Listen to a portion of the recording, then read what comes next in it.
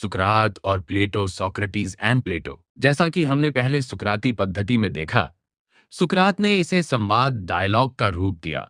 प्लेटो ने इस पद्धति को और परिष्कृत किया। प्लेटो के दर्शन में द्वंद्ववाद वह सर्वोच्च बौद्धिक प्रक्रिया है जिसके द्वारा व्यक्ति अज्ञानता और भ्रम से निकलकर परम सत्य फॉर्म ऑफ द गुड तक पहुंचता है।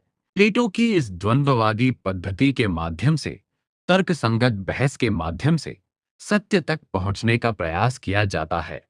535 ईसा पूर्व से 475 ईसा पूर्व के बीच प्रसिद्ध दार्शनिक हेरेक्लाइटस को भी हीगेल ने द्वंद्ववाद डायलेक्टिक मेथड का प्रारंभिक प्रणेता माना है, क्योंकि उन्होंने ब्रह्मांड को विरोधों की एकता और निरंतर परिवर्तन के रूप में देखा। उनका दर्शन लोगोस नियमित तर्क के माध्यम से संघर्षरत विपरीतों जैसे दिन रात जन्म मृत्यु के संतुलन पर आधारित था, जो बाद के द्वंद्ववाद का आधार बना। विरोधाभासों को वे सृजन का स्रोत मानते थे। संघर्ष ही सबका पिता या सबका राजा है। ये ज़ेनो के रिडक्टियो एड अब्सर्डम तर्क से भिन्न है, जहां खंडन का लक्ष्य अद्वैतवाद को सिद्ध करना था। हेगेल ने उन्हें द्वंद्ववाद का जनक कहा, क्योंकि थीसिस एंटीथीसिस सिंथेसिस की प्रक्रिया उनके विपरीतों की एकता से प्रेरित है। इस प्रकार इस पद्धति का उद्भव प्राचीन ग्रीस में हुआ था। इनके पश्चात इस पद्धति का विकास इस प्रकार हुआ है। कुछ दार्शनिक सोफिस्टों को भी द्वंद्वात्मक पद्धति का संस्थापक मानते हैं। प्राचीन ग्रीस में संवाद के माध्यम से तर्क करना डायलेक्टिक कहलाने लगा था। सोफिस्ट 5वीं शताब्दी ईसा पूर्व के घूमने वाले शिक्षक थे, जो उच्च वर्ग के युवाओं को धन लेकर बातचीत करके रिटोरिक, वाक्पटुता, राजनीति और नैतिकता सिखाते थे। वे सापेक्षतावाद के समर्थक थे, मानते थे कि सत्य व्यक्तिपरक है और भाषा से प्रभावित होता है।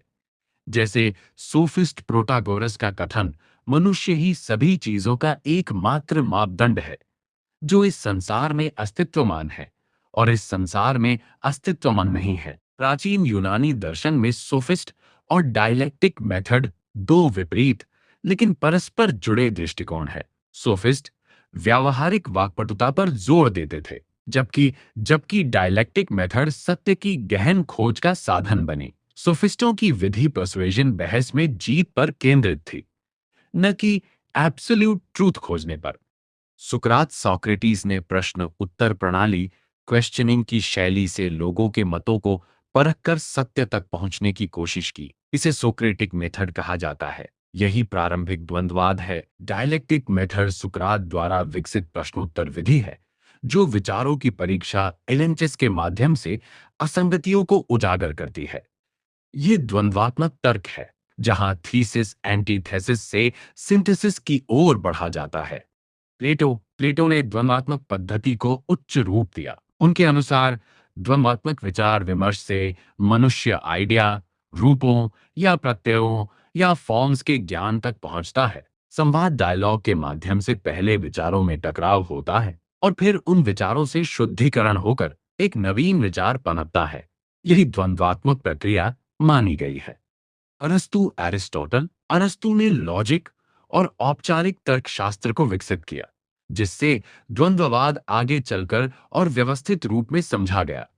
यद्यपि अरस्तु स्वयं परंपरागत अर्थ में द्वंद्ववादी नहीं थे। मध्ययुगीन यूरोप के ईसाई धर्मशास्त्र में विवेचना और विवाद डिस्प्यूटेशन की परंपरा रही, परंतु व्यवस्थित द्वंद्ववाद बाद में विकसित हुआ। प्राचीन यूनान से निकलकर यह पद्धति आधुनिक काल में पूरी तरह से एक नए और वैज्ञानिक रूप में विकसित हुई।